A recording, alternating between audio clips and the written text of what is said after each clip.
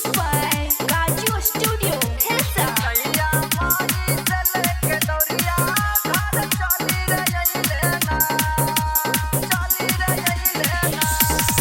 कार्तिक महीना छठी माई के गीतिया हो गवा में हो लगले ना। कार्तिक महीना छठी माई के गीतिया हो गवा में हो लगले ना। सैया हिलसा से लेके केलवा घर चली रही ना। सैया हिलसा से लेके केलवा घर चली रही ना।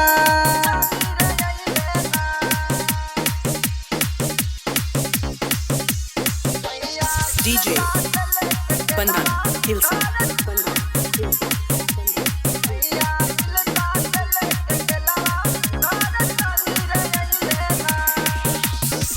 माथवा पे दौरा ले ले चली मोर सजाना हो।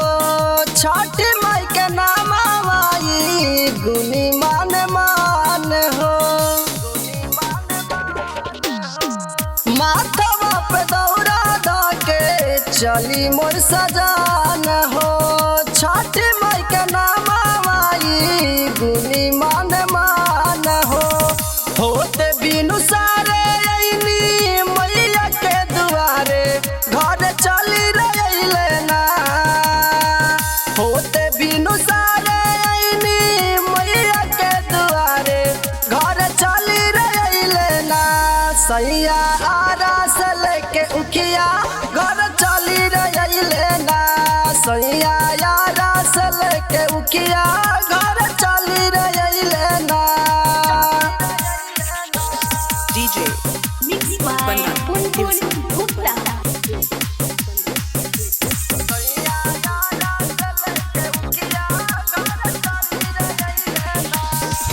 ठेकुआ फिक्र लाडू बान है मोर नानाद हो। ये अर्जी माइया से रही सब आनंद हो।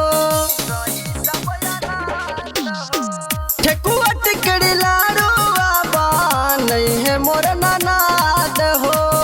ये अर्जी कारी तो से रही सब आनंद हो।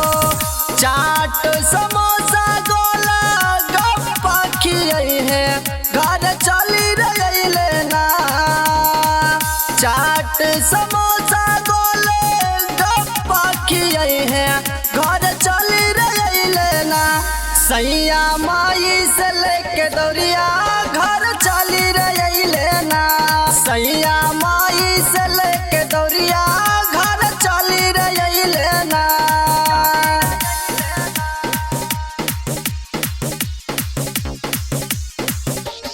DJ Bandhan Hilsa.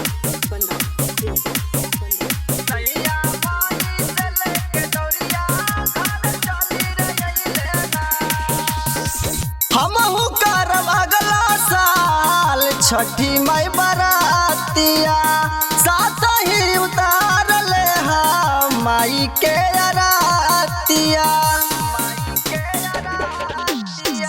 हमहू करब अगला साल छठी माई बरातिया। साथ ही उतार ले माई के अरातिया। गणेश कन्हैया जोड़े कोल सुप ले है घर चली रही ना। गणेश कन्हैया जोड़े कोल सुप ले है घर चली रही ना।